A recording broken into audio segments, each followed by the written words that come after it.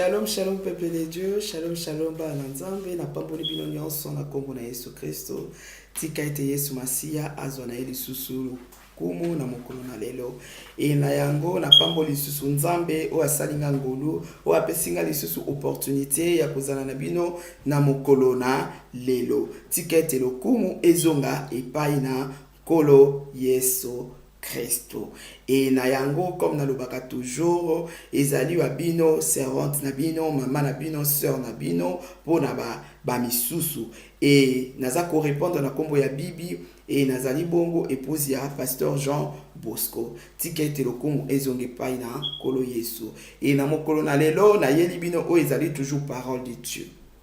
C'est pela mwana nzambe sike ezwamio parce que na yebi te liloba na nzambe ezali nzambe ye moko. Alléluia.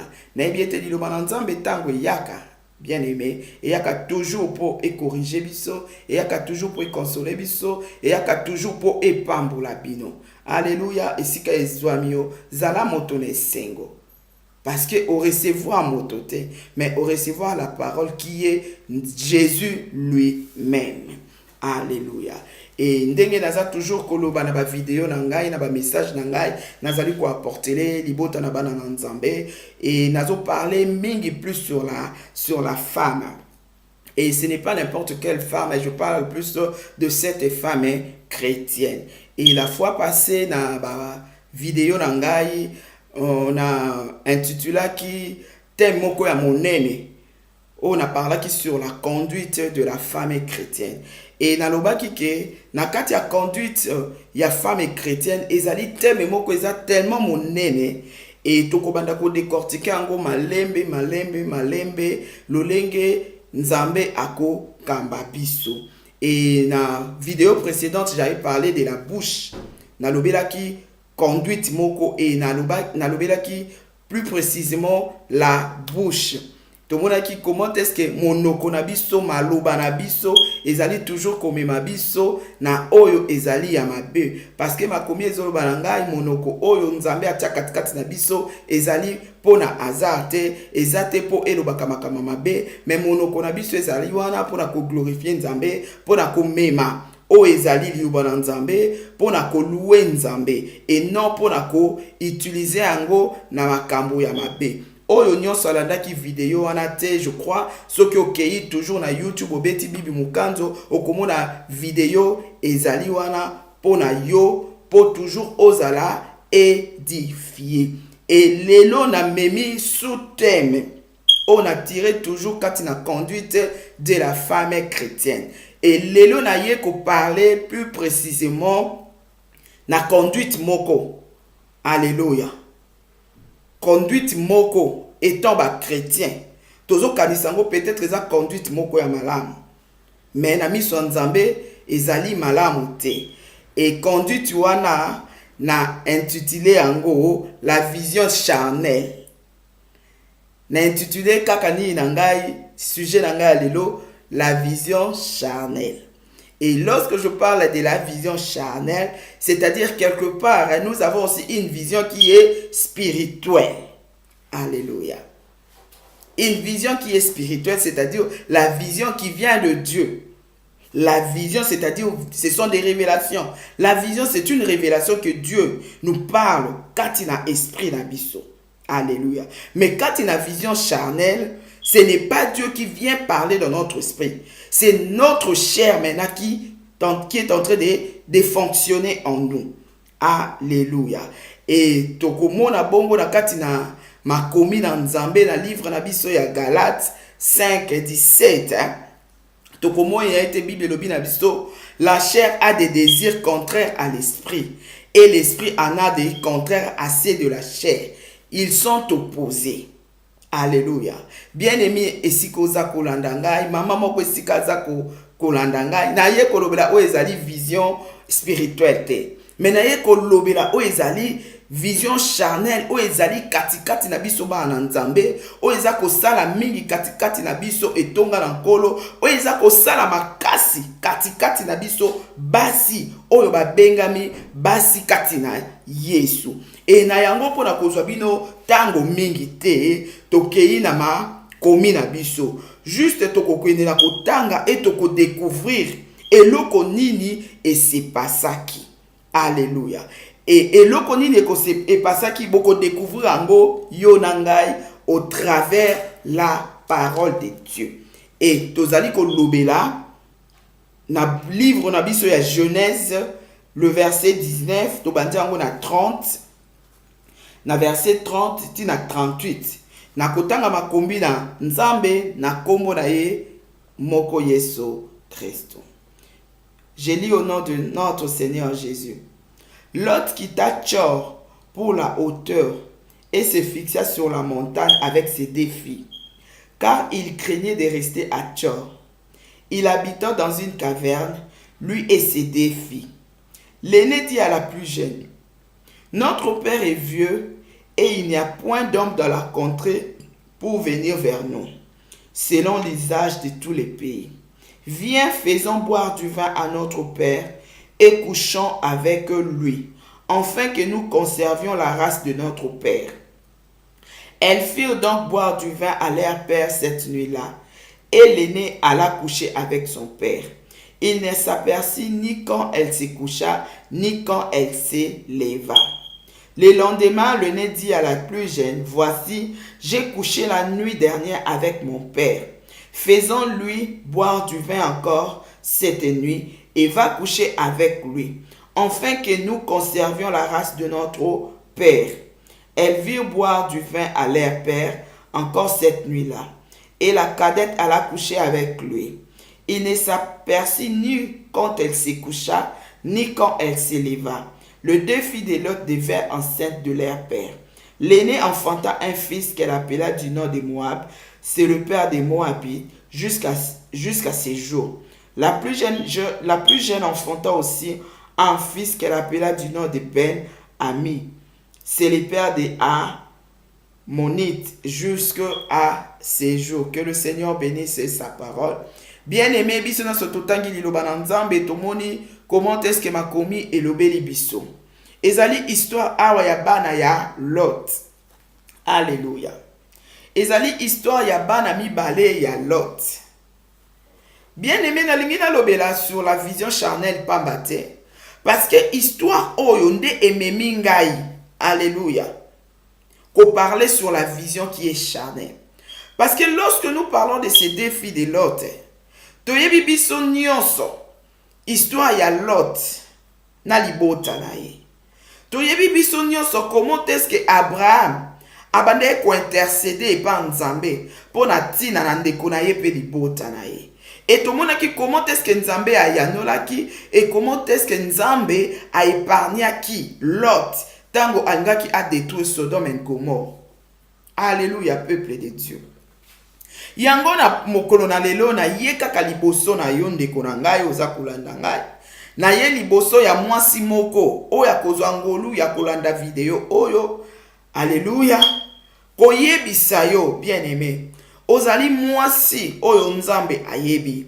Ozali sœur oyo Nzambe ayebi. Ozali ndeko oyo oyebi Yesu Masiya. Alléluia.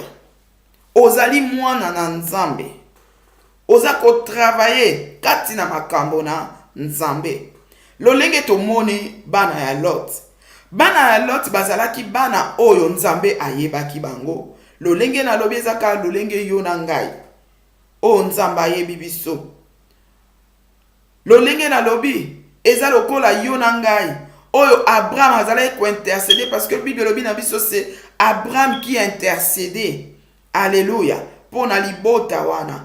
Ndenge na mokolo na lelo, ce n'est plus Abraham qui est en train d'intercéder, mais c'est Jésus-Christ qui est en train d'intercéder pour toi et moi. Moi si moko za kolanda ngai. Tomoni histoire ya bana oyo. Tomoni vision nini bana oyo bazalaki na yango. Comportement nini bana oyo bazalaki na yango. Yango wana tout au début na linga na expliquer que lorsque nous parlons de la vision, il y a une vision qui est spirituelle, c'est lorsque Dieu nous parle. Il y a aussi une vision qui est charnelle, c'est lorsque notre corps nous pousse à faire des choses. Alléluia. C'est lorsque la chair, nos sentiments nous poussent à faire des choses. Alléluia. Yango yo na pokwa na lelo mama bisika ezwami oyo ozolanda ngai. Tomoni lolenge nini nzoto epusaki bana oyo basala makambo. Tomoni comment est-ce que nzoto epusaki bana oyo bakende kokushe na papa na bango. Alléluia.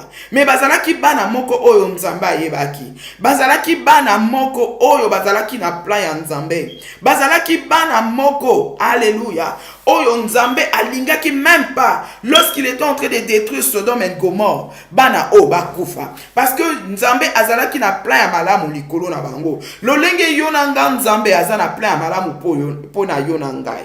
Na pokwa na lelo bien aimé. Nzambe azana plan kitoko po na yo na ngai. C'est pourquoi la Bible nous dit Jésus-Christ est en train d'intercéder pour nous. Alléluia. Aza ko intercéder pour na yo mwana na nzambe. Nuit et jour.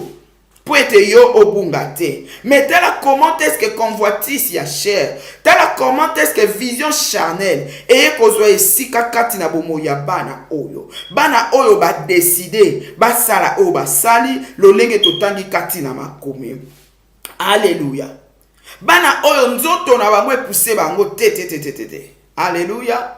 Esengeli na biso siko esika toza awa. Mibali bazate.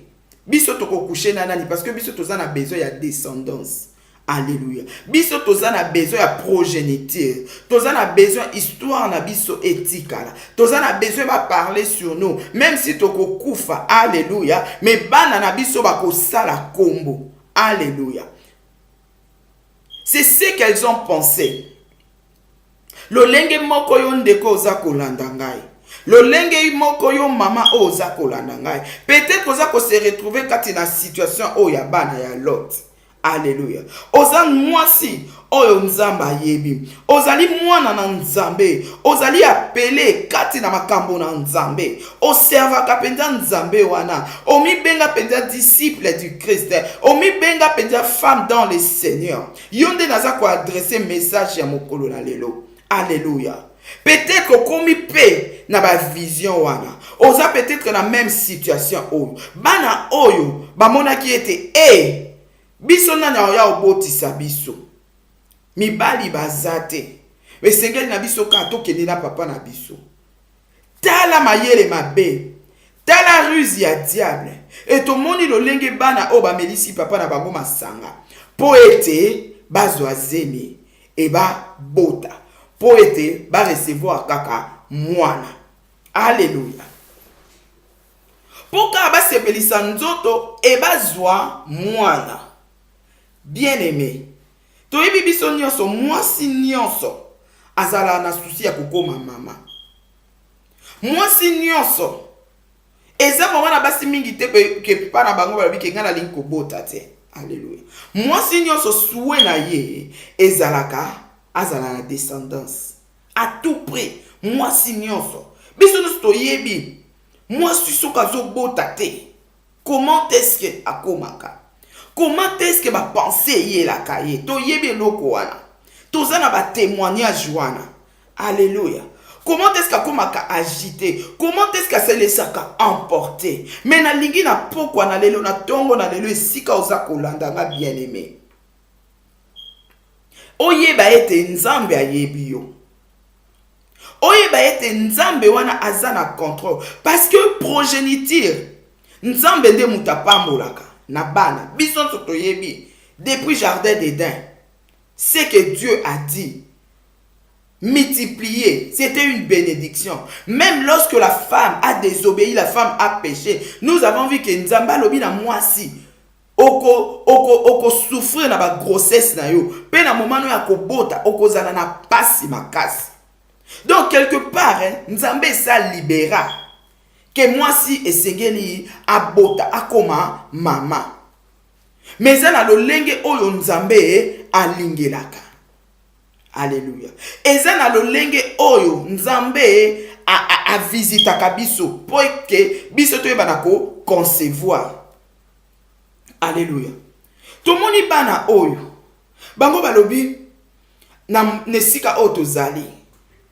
Tosi totuli na biso. Na esika oyo biso tozali tika kake biso to sala oyo tomoni esengeli na biso to sala. Et bien aimé, baki kosala makambo bango na papa na bango. Alléluia. Yango na lingi na exhorter maman moko, na lingi na exhorter mwana nzambe moko, na lingi na exhorter. Alléluia. Mwasi moko. Alléluia. Na mokolo na lelo. Au travers un message oyo. Peut-être que okomi pe prête. Alléluia. Ya kosala eloko oyo. Moi bana ya lot basalaki. Peut-être okomi prête parce que yo aussi olembi na yo. Ya kosala oyo. Bana oyo basalaki. Souffrance eleki yo. Souci eleki. Kochola eleki. Bacholi mingi baseki okomi na confusion. Mwasi moko esika zali, mwasi mo Christ moko esika zali. Azomona ke tout est noir na vie na ye. Alléluia. Azo koka ko concevoir te. Azo yeba ta ko concevoir ndenge nini. Mais na lingi na yebiso ka ke nzamba za na contrôle. Ko se laisser faire te. Parce que soki obandi ko kanisa ebele. Soki obandi ko se poser ba question ebele. Na situation na yo. Esika vision charnelle ezwaka esika. Parce que tu te poses des questions. Alléluia. Et Satana ayaka na ye kaka kati na ba pensée ya moto. Yo ko kanisa toujours ba pensée oyo za na ngoza ba pensée ya malamu. Mais nzoka nde za ba pensée ya malamu te. Mwasi moko esika avandi na moko na lelo. Peut-être oza ko souffrir na stérilité. Peut-être que mobile essaie à lobby ebele, ma belle famille si ba lobby, ba camarade si ba choli ba fingi yo, okomi na yo dépassé, ozoye beloko sala lisusu te. Laisse-moi te dire que Dieu a na contrôle ya situation nyonso, ko sala makambo te, ko tika te nzoto ezwa esika na place ya molimo plutôt parce que balobi na biso oyo nyonso eza ya nzoto ezali charnel et balobi na biso molimo ezali opposé na oyo nyonso ezali ya nzoto na oyo nyonso ezali ya sentiment. Alléluia. Bana oyo bakushe na papa na bango bayoki sentiment ya nzoto et puis balingaki bazwa bana oyo ezalaki intérêt na bango moko. Alléluia. Même si babandeko lukabana, c'était même pas l'intérêt de Dieu, c'était leur propre intérêt. Alléluia. Oza komi tungisa na ko concevoir comment? Oza komi tungisa na ko bota comment? Ba penser à ma be komi kokotela yo. Vision moko charnel, vision moko ya nzoto ekoteli yo mama isiko zali. Okomi loba na sala nini? Ba bengi yo nesika songolo pakala. Prophète moko, soi-disant prophète ya Satana, ou soi-disant prophète de Dieu à Télémi. Alors, maman, au monde yo pour concevoir, il faut yo ya au coucher nangai. Alléluia. Ce sont des pratiques occultes. Oh, c'est ça nzambe te. Babengi yo mwasi, ozana valeur na liboso na nzambe. Mais tellement vision charnelle et ses côtés lio na situation moko boza ko traverser na situation moko ya progéniture na situation moko ya conception ozolingo concevoir ozolingo zwa mwana ozolingo bota ozolinga babenga yo mama okomi ko se laisser faire na moto nyonso ba soi-disant serviteur de Dieu à lokuta batondi na sena moyo oyo bakomi ko benga yo mama. Alléluia.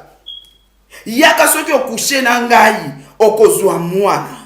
Ne te laisse pas faire. Bakobenga yo mama. Yaka soki omeli mai oyo. Soki omeli mafuta oyo. Soki olie mungwa oyo. Oko concevoir. Mais laisse-moi te dire, notre Dieu est esprit. Lolenge na yeli sibino na kati na livre na Galates 5. Balobi o ezali ya molimo, ezali contraire. Alléluia. Lorsque notre Dieu vient parler, il parle en esprit. Mais ba acte oyo komi ko poser. Ba acte oyo komi redi ya ko sala. Ce ne sont que des actes charnels. Ce ne sont que des visions charnelles. O evandi kati na ba pensée na yo. E bandi kolinga ko conduire yo. O sala makambo oyo. Lolenge mwana ya bana ya Lot ba salaki. Oui, bien aimé. O ko sala vision charnelle. O ko céder. Alléluia.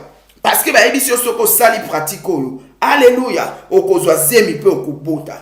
Alléluia. C'est ce que le diable a fait kati na vie ya bana ya Lot. Bana ya Lot bazaki bana nzamba yebaki. So nzamba linga bango te nzamba linga kabimisa bango na Sodome pe Gomorrhe te. To nzamba zaki na destinée ya kitoko, azalaki na plan moko ya kitoko pona bango. Mais regardez un peu ce que le diable est venu déposer. Alléluia. Na ba pensée na bango. Na ba pensée na bango. Qu'est-ce que le diable a déposé? Le diable a déposé une sémence dans leur pensée. Le diable a déposé une sémence na imagination na bango. A tie kati na esprit na bango. A déposé na ba pensée na bango. Pour être ba ko désobéir. Alléluia. O ezali volonté ya Nzambe. Pour être ba ko bebisa. Oui, bien-aimé. Oko coucher na prophète. Oko coucher na pasteur na yo. Oko bima libanda. Bien aimé. Parce que oza na posa. Lokola mwasi nyonso. A concevoir. Peut-être message yeye pona yo mwana Nzambe. Oza komi tungi sama. Pona tina na kobota. Oza kolela. Nzamba bosani yo. Mais pourquoi na lelo Nzamba lingite okota na kati ya vision o ezali charnel o ekopesa ye gloire te o ekosepelisa Nzambe na biso te okomi tourmenté okomi délaissé. Alléluia. Olobi te tikaka na mela mayoyo tikaka na kende pas prophète de tozo mona mikolo tikaka na kende pas pasteur na ngaza pasteur anguya yeso ki to bimi na ye to coucher na ye ngana ko concevoir. Mais bien aimé tika na ye bisayo oko sepelisa Nzambe te okomi peut-être prêt opposer acte oyo mais ko sala yango te esika ozolanda ngai ko sala yango te mwasi mo Kristo ko sala yango te enfant de Dieu. Ne le fais pas. Eza pona gloire ya Nzambe te. Alléluia. Okosala yango ba conséquence nango ezali. Histoire oyo eza histoire moko il faut te ya biso. Histoire oyo il faut efongola biso to comprendre que na situation nyonso Nzambe nde aza nyonso. Alléluia. Bible lobi nanga to mema nyonso pa na ye parce que Yesu Masia yenda za solution. Pasteur akopeso solution te, prophète aza na solution te. Mais quand tu tournes ton regard à Dieu, il est la solution. Tike to pamba mesika ezwa mi bien-aimé. Alléluia. Tomoni bana oyo balingaki ba bota. Bana o bazaki na souci ya kozwa bana. Ba bota ki pe bana yango. Bien-aimé, Bible lobi na biso nini? Mwana oya liboso abotaki. Mwana na kombo ya apesi kombo ya Moab. Abotaki mwana mobali. Alléluia. E mwana ya mibale, balobi na biso abotaki mwana. Apesaki ye kombo ya Ben Ami. Oh lelo tozo parler sur ba Ammonite. O azali père ya ba Ammonite. Moab o azali papa ya ba excusez-moi, ya ba Moabite. Okobota no bana, tala bana o babotaki. Tala bana oyo babotaki. Est-ce que bana wana bazalaki lipambo lipo na Nzambe? Bana wana bazaki lipambo lipo na Nzambe te. Tomoni comment est-ce que histoire biso stobi histoire ya Moab, ya ba Moabite na Bible. Toyebi histoire wana très bien. Ozo linga na yo mwana. Ozo linga na yo kokende kozwa mwana kokushe na moto songolo pakala. Alléluia. Est-ce que mwana wana okozwa, c'est une bénédiction? Parce que Bible lobi na ngai les enfants sont des bénédictions de la part du Seigneur. Est-ce que bana na bakozala une bénédiction? Bible talisi biso aw. Bana oyo balingaki basalela oyo ezalaki nzoto. Bien aimé. Mwasi mo Kristu, yo muto linga kosalela oyo ezali nzoto. Conséquence nango ezali. Conséquence ya nzoto ezali. Parce que nzoto memela biso ka plaisir. Nzoto sepela. Na sala boye po na sepela. Mais gloire ya Nzambe eza wapi? Gloire ya Nzambe eza wapi bien aimé? Gloire ya Nzambe ezali wapi na acte yo oyo lingi opposé, ou soit peut-être si opposa acte déjà. Na oyo akozala ki redi ya opposé acte oyo. Na lobi Nzamba ye azo lobela yo. Kosala yango te parce que za mwana Nzambe. Kolongwa kati na vision pe na plan ya Nzambe te. Alléluia. Alléluia bien-aimé. Eza lelo science pe memeli biso makambu ebele. Science o ememeli biso pe makambu ebele. Eza na ba pratique mususu o lelo tokomi comme insémination. Alléluia. Pratique ya insémination tozo mona ngo médecine mute memeli biso yango. Yo mwasi mo Kristo. Ozana yo na mobali te. Lolenge bana oyo bazaki na bango na mibali te. Mais balingi bana, t'as la conséquence. Yo pozo landa ngai. Peut-être tu n'es pas marié, mais ozana besoin ya mwana. Ok, ko sa ni lobi te tellement science essaie de développer nango. Tika kana ke ko luka papa moko boye. Ape sa semence na ye. Alléluia. Ba injecter ango peut-être kati na ngai. Toujours mona ba pratique wana. Oiza nango lipamboli epa na Nzambe te. Oiza nango bénédiction te epa na Nzambe. Basi ebele lelo dans le Seigneur. Tokoti na kati na ba vision moko boye na ba aspect moko boye. Oiza nango plus charnel pour biso nde to sepela. Mais quelque part ezo glorifier Nzambe te. Ezo sepelisa Nzambe na biso te. Ezo glorifier Nzambe na biso te. Alléluia. Yo pe moi si tango mosusu ozolanda ngai ozali na yo marié. Alléluia. Mais tellement yo lingi ozala toujours à la page yo epsi mobile no te. Nga azala makasi ya ko concevoir mwana te. To lukaka to pesa semence to luka mère porteuse moko boy. Amemela biso mwana na tango akoma ready na ko bota biso tokeka na maternité tozwi mwana wana. Mama yebisa ngai. Mena monoko no lobi ete osambelaka. Olobi te nga na oporter ete parce que moi je n'ai pas le temps. Nga naza mama kam nga nazo sala, naza ready vraiment te naza prête te na minute oyo na mema mwana.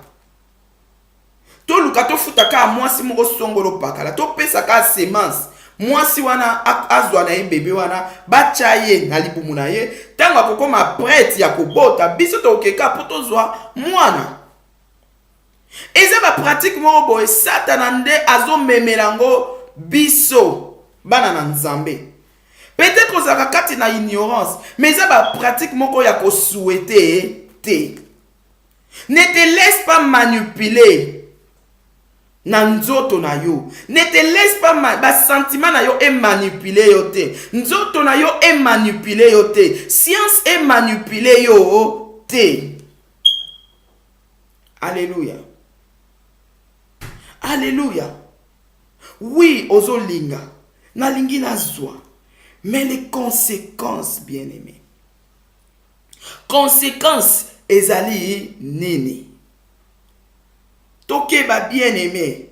Nous devons faire trop attention. Na oyo nyonso ya rapo et manipuler conscience na biso et manipuler biso. Alléluia. Et manipuler loi ya Nzambe. Il faut faire trop attention. To se laisser faire te. To se laisser manipuler te. Nazolobela mwasi mo Kristo moko. Ne te laisse pas manipuler. Na conscience na yo. Na nzoto na yo. Ko se laisser faire te. Alléluia. Tu vas te laisser manipuler. Et après Nzambe ako se glorifier te bien-aimé.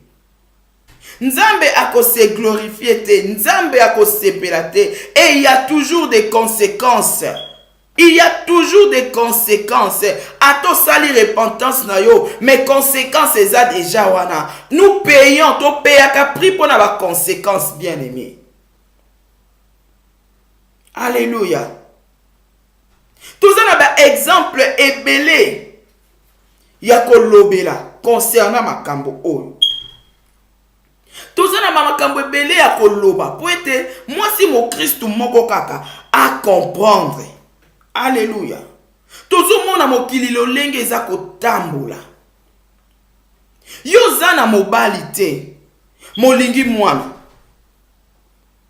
Ozomona te kokomi na kati na vision charnelle. Yo na mobali te molingi mwana. Olingi mwana na koma. Alléluia.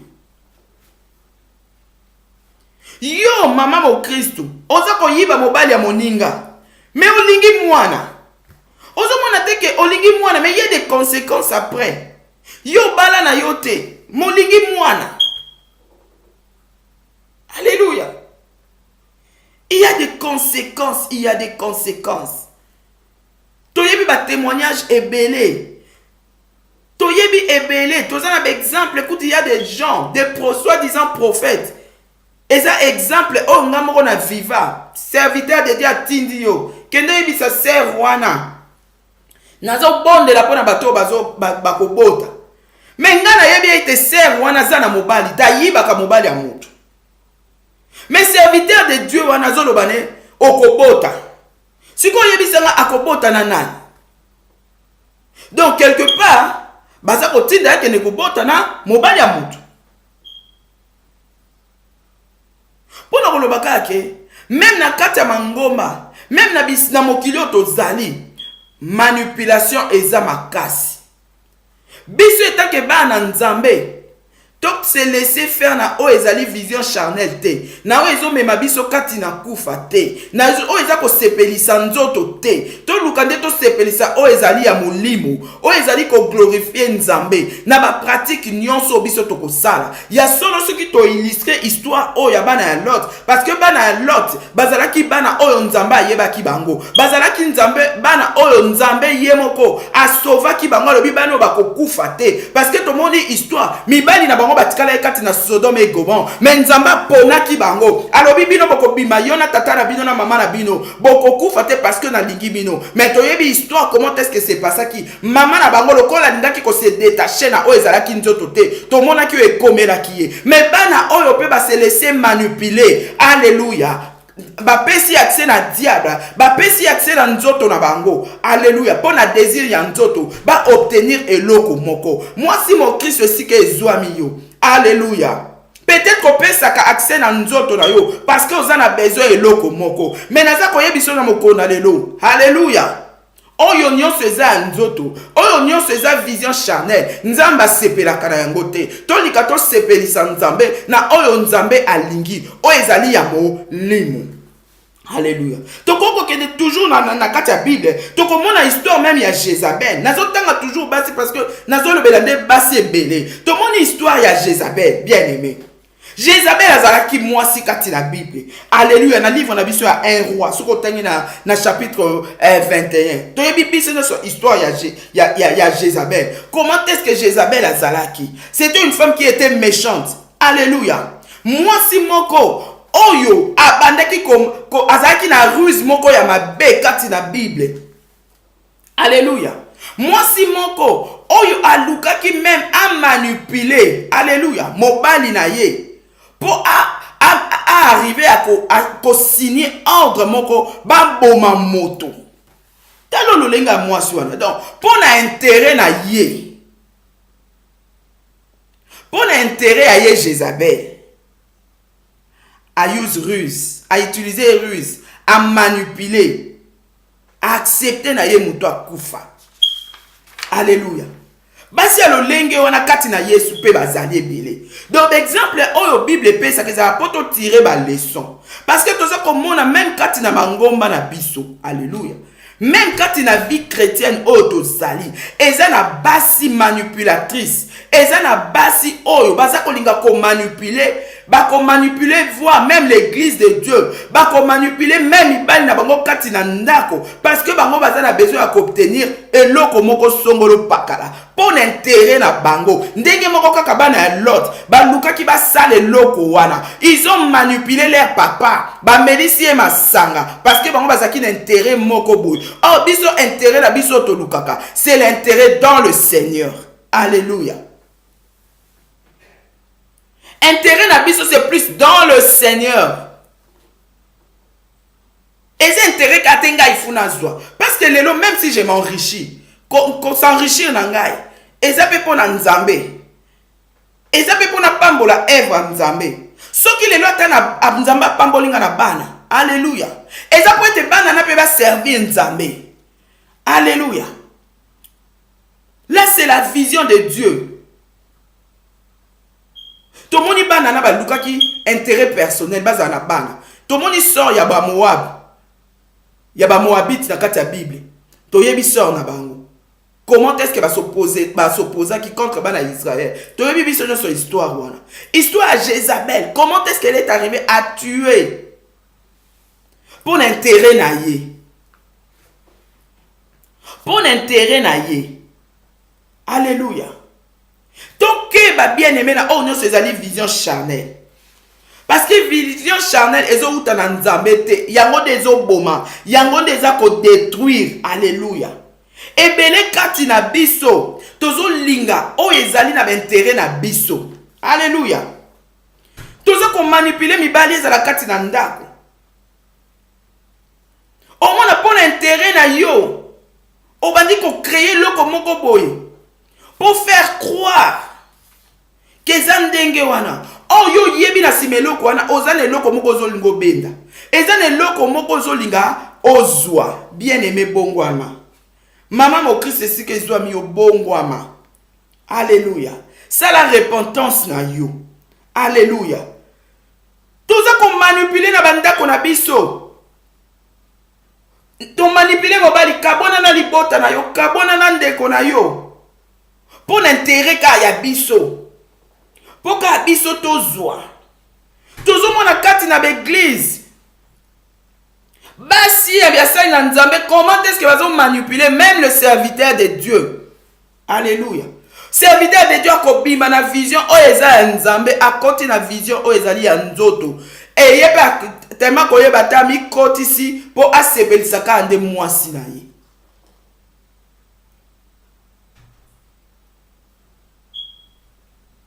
Mame si ke zwami yo. Bongo la motema. Changer bizaleli. To changer bizaleli. To changer bizaleli. Manipulation. Eza ya bonzambe te. Vision wana oyo zanango. Kati na yo. Eza ka pour l'intérêt na yo. Mais ça pour l'intérêt en nzambe te. Eza pour l'intérêt na nzambe te. Alléluia. Bon moi mama ici ke zwami yo. Nzamba sunga biso. Na message oyo. Nzambe sunga biso to se repentir. To se repentir. To panzate. To détruire l'église te. Ceux qui batchaki biso pembeni basali na nzambe za poto sunga. Ezate poto mema manipulation. Ezate poto mema oyo ezali vision ya nzoto. Ezate poto mema ba penser na biso to ya ko transmettre on na mibali. O ba bengi bango ba servir nzambe. Te ko sala boy to moni ser wana ko lobisa ka ete. Te nzamba lingi bongo te. Bongo ma bien-aimé. Se repentir esika ezwami yo. Nzamba lingi yo mingi. Alingi o continuer na ba vision charnelle oyo zanango te. Alingi o continuer ko travailler selon nzoto na yo te. Alingi yo o continuer ko tambola selon nzoto na yo te. Melingi yo o tambola lolenge ye alingi yo tambola. Tikete sika ezwami yo. Alléluia. Kolo Yesu.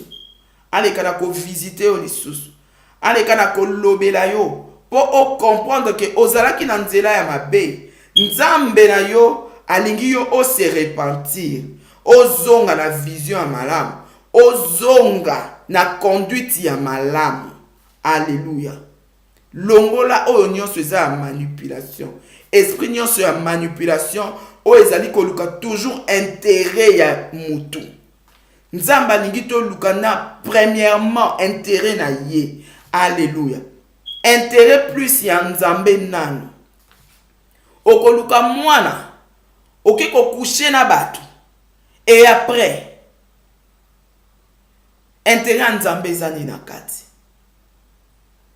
Est-ce que honorer nzambe okosala manipulation pour batu baloba na bakoma benemi o manipuler batu pour ona oba yokana te après o gagner nini na kati wana? Est-ce que nzamba sepeli? Nzamba sepeli te. Tikete Yesu Masiya leka na kopambola yo bisika ezwami yo. Tokutani bongo na mbala ya sima. Nalobi bye bye.